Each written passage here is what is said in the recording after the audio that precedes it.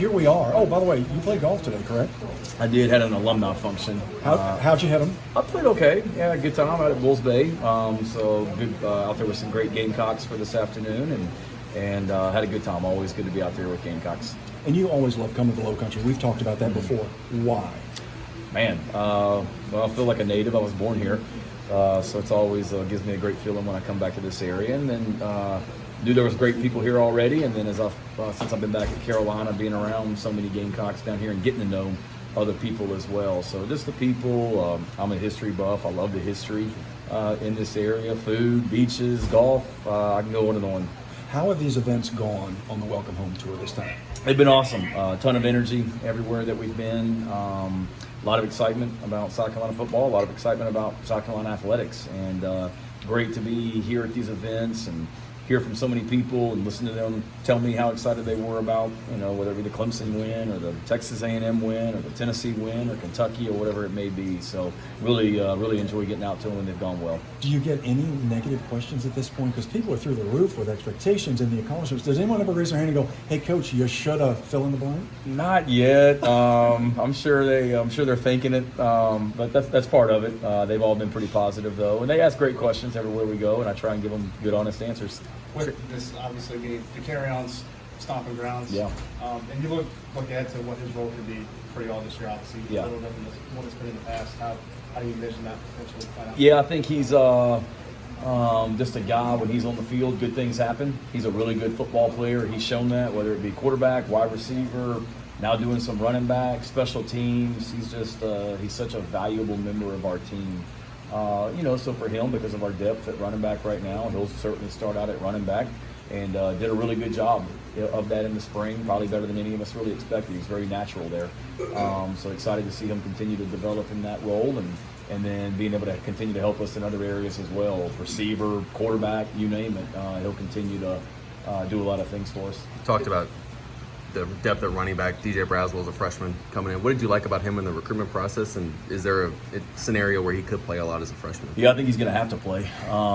Just with our depth right now at that position. I mean, you'd love to have 4 to 5 running backs you feel good about, because those guys are going to play special teams, and it's a position that gets a lot of wear and tear as well. So we've got to get him ready to play. We expect him to play. As far as high school, comes from a good program. Played for a great running back in Robert Edwards, the old Georgia running back. Robert was his high school coach, and DJ is just kind of a workhorse, if you will. Did everything for his team, and just a good, solid football player, and optimistic that he'll be able to help us this season. Any update on Dante Miller? No, still kind of in the appeal process as far as all that goes. And then, can you talk about the PWOs that committed this week? I believe so. I believe so. Go ahead. I was going to say, just on those guys, I mean, obviously they're transfer portal guys that have played a lot of snaps. Yeah. Just, I mean, what are you getting in those guys? Yeah, in those guys, guys that have played a lot of football. They're coming into a position that our depth is a little thin right now, for sure. So they're coming into a situation where they can help us, and they're productive guys that have played meaningful snaps where they're coming from. What's the most important thing now, Coach, rest of the summer as you gear up for fall? There's a lot. Obviously, May is a little bit of a slow time because our guys are home for, a lot of them are home. I saw the carry-on in the weight room the other day, but a lot of our guys, they have the opportunity to go home in May, and then they'll all come back Memorial Day night, and we'll start workouts in the weight room the Tuesday after Memorial Day that morning. So for us, we've got to get stronger and continue to develop. Because we're going to have to play so many freshmen, not just at running back, but literally every position this year. We're going to have true freshmen that are going to play meaningful snaps for us. So the summer is probably more critical than ever just because of their development. The NCAA allows us to do more with our players in the summertime than what they've done in the past, and we've got to take advantage of it and really capitalize on it to get better as a team in the months of June and July. Do you like? Talked to a lot of coaches this past spring, high school coaches down here that were impressed with how y'all recruit in the Low Country. Well, Yeah. what's your relationship like with a lot of these guys? I talked to Steve Brad yesterday, Yeah. which obviously he won't be doing that anymore, but he Yeah. mentioned you too. No, I appreciate him saying that. I got a lot of respect for him and wish him well. The relationship down here is great.